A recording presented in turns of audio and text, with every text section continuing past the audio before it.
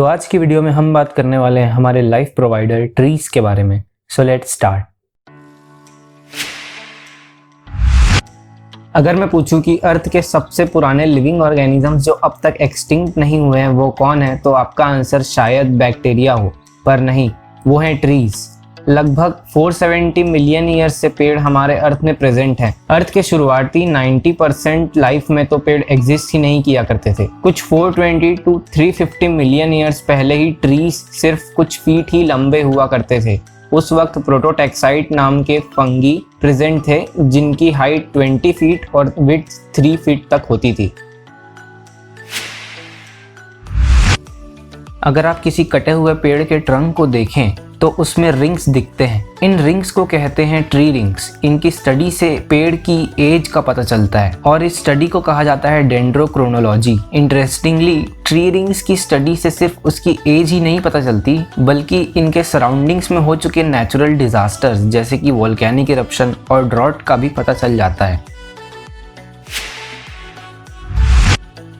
Dragons blood tree एक type का पेड़ है जो यमन कंट्री में पाए जाते हैं। ये अम्ब्रेला के शेप के होते हैं और इनका नाम ड्रैगन्स ब्लड ट्री इसलिए पड़ा है क्योंकि इनको काटने पर रेड कलर का लिक्विड निकलता है। इस लिक्विड के कई यूजेस हैं जैसे कि डाई कलरिंग में, वायलिन कलर करने में और मेडिसिन बनाने में। ये पेड़ 1000 सालों तक जिंदा रह सकते हैं, पर अब ये काफी कम बचे हैं। क्योंकि इनका यूज इतना है तो जाहिर है इसके लिए इनको काटना भी पड़ता है। और यमन में साइक्लोन्स भी कॉमन है जिससे ये पेड़ उखड़ जाते हैं और इसी वजह से ये अब एक्सटिंक्शन के कगार पर हैं।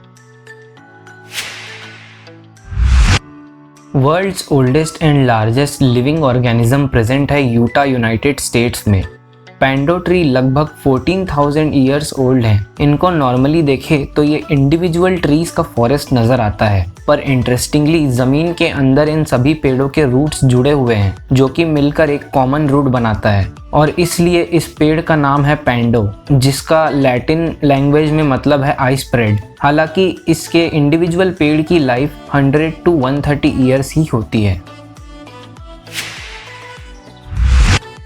आप सबको तो ये पता ही होगा कि पेड़ एटमॉस्फेयर से कार्बन डाइऑक्साइड एब्जॉर्ब करता है और ऑक्सीजन रिलीज करता है, पर इस प्रोसेस के लिए पेड़ को ग्राउंड वाटर एब्जॉर्ब करना पड़ता है। एक दिन में ट्रीज लगभग 378 लीटर्स पानी और 22 किलो कार्बन डाइऑक्साइड एब्जॉर्ब कर लेते हैं। अगर कोई पेड़ 40 ईयर्स की एज तक पहुंच जाता है तो वो अपनी लाइफ टाइम में लगभग 1 टन कार्बन डाइऑक्साइड एब्जॉर्ब कर चुका होता है। By the way, Columbia university में एक ट्री डेवलप किया गया है जो किसी भी रेगुलर ट्री से 1000% ज़्यादा इफेक्टिव है कार्बन डाइऑक्साइड एब्जॉर्ब करने में। सोचिए ये एक पेड़ हमारे एनवायरनमेंट से कितना CO2 कम कर सकता है।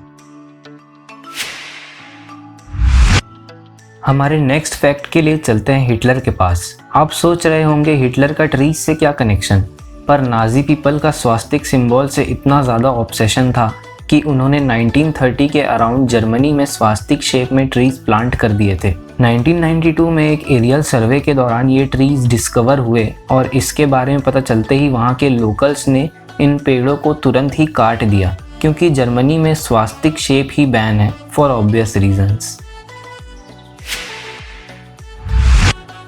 वॉर एरा से ही रिलेटेड एक और इंटरेस्टिंग फैक्ट है। क्या आपको पता है कि एक पेड़ की वजह से वॉर स्टार्ट हो गया था? 1976 में नॉर्थ कोरियन सोल्जर्स ने 2 अमेरिकन सोल्जर्स को मार दिया क्योंकि वो एक पेड़ काट रहे थे। पर ये कोई आम पेड़ नहीं था, वो पेड़ नॉर्थ और साउथ कोरिया के बीच में प्रेजेंट अमेरिका के बेस कैंप में था। इसका बदला लेने के लिए अमेरिका ने लगभग 813 सोल्जर्स, 30 हेलीकॉप्टर्स और कुछ न्यूक्लियर बॉम्बर्स भेजे थे और उन लोगों ने आखिर में उस पेड़ को ही बॉम्ब से उड़ा दिया। इस इंसिडेंट को नाम दिया गया है एक्स मर्डर इंसिडेंट।